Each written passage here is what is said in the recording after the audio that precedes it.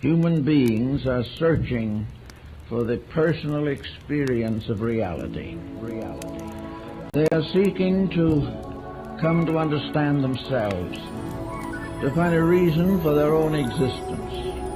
And so you go round and round and round, ever chasing the illusion that there is something outside yourself, outside your here and now, to be attained that will make things better. No guru, no method, no teacher, and no nothing else either.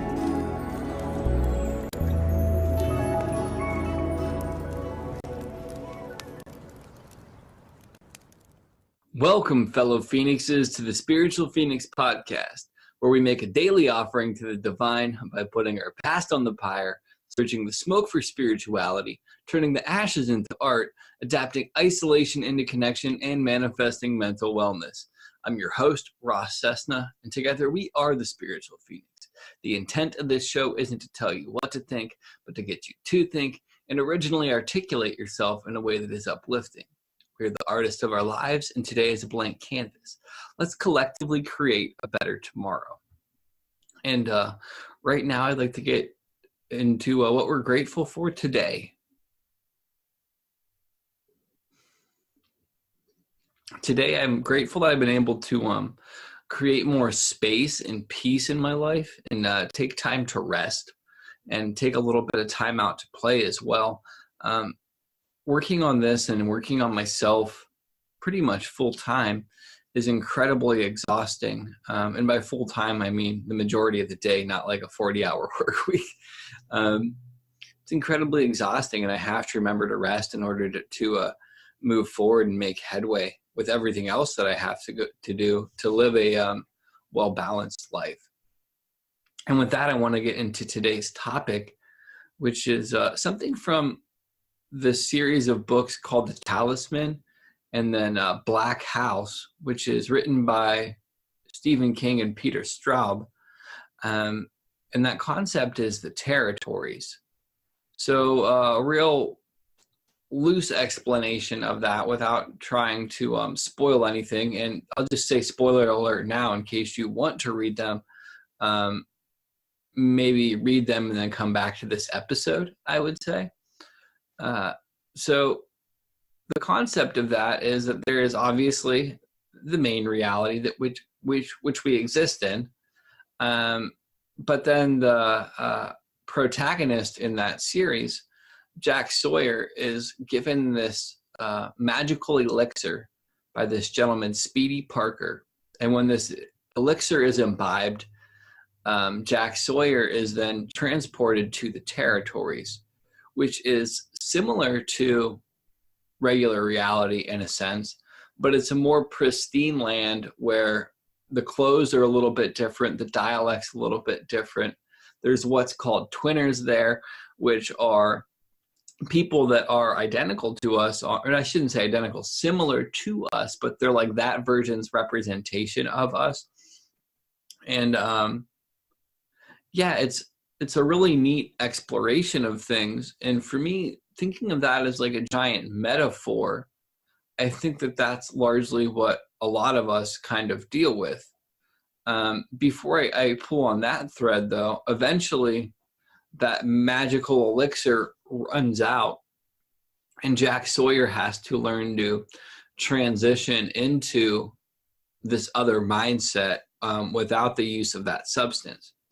So for anybody that knows my journey personally, I no longer take any mind or mood altering chemicals, with the exception of caffeine and sugar, I guess I would say. But I used to do a lot of psychoactive substances, and for me, those were great gateways into spiritual realms and to deeper insights, and through looking through the world without the veil in front of me. Now, kind of on my own journey, I've learned to enter the territories without the veil. And I think that that's the ultimate, or without the substances. And I think that's the ultimate goal, at least for me at this time. It is. I don't choose to use substances just for today. And if you do, maybe that's where you're at it's not really a judgment call. But anyhow,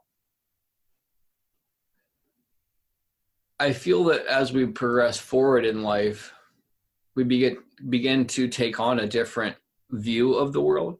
But I also think to stay viable within our culture, we have to be able to shift, as they call it in that series, between the two worlds. Like, in order to be effective at business, I have to have somewhat of a cultural mindset towards how to approach it. But also, to survive business and maintain my integrity and spirituality, I have to be able to transition to the quote unquote territories, or to this higher consciousness. And I won't say that there's no middle point, because I've talked about it before. I can't recall which episode specifically, but it's like I have a foot in both worlds. And I think that that is true. And I think that's the ultimate goal, but it's also not easy to maintain a foot in both worlds at all times. So how can we create this mindset to transition to the territories without the use of substances, I guess, is the ultimate question. And I think that the answer for that is probably obvious to a lot of people. That would be meditation. That would be getting out in nature. That would be whatever magical practice you might resonate with, or spiritual ritual, or whatever you want to call it. Even if it is through organized religion, there's still ways that can kind of peel back this mass hallucination of culture that we have, and kind of reveal the deep undercurrents of it, and kind of expose this territories to us. One of the methodologies that I got into and then kind of shied away from, in part because one of the experiences was profound, and I kind of had a misalignment with why I was doing it originally. Originally, I thought it would be great to journal and share with people, but the final experience that I had, it was one of those experiences that you can't really articulate to people. And as a writer and a poet and somebody who's really tried to document my journey through all of this, that speaks to the profoundness of it, I would say. If I'm not able to articulate it, that's pretty powerful. And I think that a lot of these dips into the territories are very personal and are obviously highly subjective. And what's very profound and amazing to me can instantly be reduced to rubble in the eyes of somebody else. So I should say rubbish, not rubble, but that works as well. So anyhow, I feel that because I was misusing it, I kind of fell out of it, and it might be something that I seek to explore. And to elaborate on what quote unquote drifting is, it's consciously trying to shamanic journey in the physical plane rather than in a dream state or an astral projection or something like that. And the way that one would go about this is going to a crossroads or a bridge or some kind of transitory point in reality, making an offering to some kind of deity, spirit, universe, whatever you want to call it, and ask to kind of enter the spirit realm and explore that way. Now, for me, my experiences were pretty heavy, not all the time, but I had some very profound insights that I don't think I would have had I not consciously been doing it. So I think that the main thing for entering the territories is consciously seeking to see the world differently. And that sounds easy on the surface, because a lot of people really do want that at times. I think the trick of it is wanting that and allowing the world to show you itself in a different way, how it wants to show you, rather than looking for what we want. Because I think that a lot of people miss the magic in the world because they're looking for these incredibly large experiences of it, but it's really, in my personal opinion and experience, these subtle exposures that are profound on a deep level, but they're very small. And if you're new to all of it, it might seem inconsequential, but it's the sum of inconsequential occurrences that adds up to this large magical mystery. And then the next question would be, if we are able to consciously shift back or out of this reality into the quote unquote territories, how do we come back? And it really is a matter of grounding exercises and then consciously working on touching back down to reality.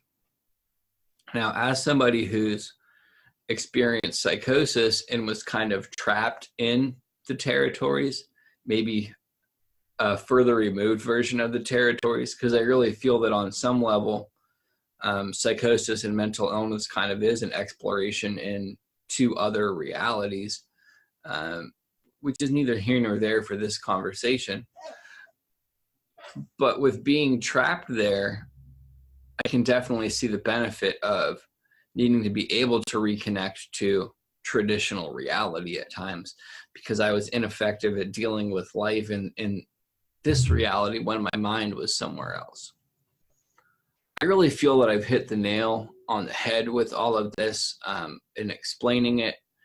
I think that this is a deeper topic that could be explored, but it's also something that you have to explore personally, should you find value in the concept. And I encourage you to check it out if it resonates with you. If it doesn't, leave this in the psychological refuse basket. Move forward and find something that connects with you more. I really feel that a format shift and an expansion of topics is coming up, because with the incredible amounts of episodes that I've created, largely in monologue format and largely on the focus of spirituality and my personal evolution, I'm kind of running out of stuff to say without being incredibly redundant. I'm kind of getting bored with it. I think that some of the listeners may be getting bored with it, and I'd like to do something different, I guess. And I think that the bend that I'm going to be exploring is filtering some conspiracy stuff through the lens of this, getting more guests that kind of varying the interview format, incorporating magic on a deeper level, and just really expanding the whole scope of this, because I've enjoyed what I've done so far, and it's becoming something I'm less enthusiastic about. And I need to get on my game and start getting better quality guests on, not to discredit the guests that I have, but they're all largely in the same vein, and it's all largely the same interview with different people, which was great for the time that it served, but we're moving past that now. So I love, respect, and appreciate all of you. If you enjoy this podcast, you can buy a personal reading from oracleofmotion.com. Links are below. You can support me on Anchor FM, whatever you want to donate. I'm probably going to make a Patreon account in the near future. There's like a million ways that you can contribute to this cause. Even if you just share it and like it and leave a review on iTunes or comment, it will help me. So stay blessed, people.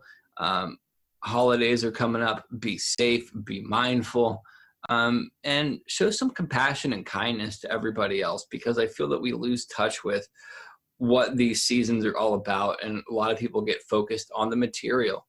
Stay blessed. Peace.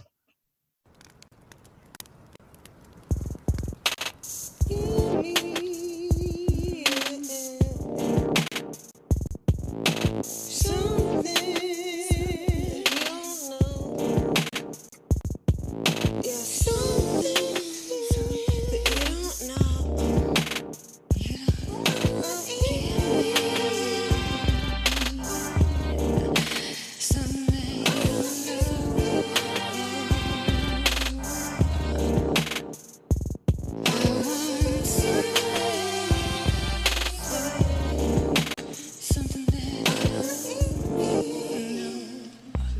Gimme.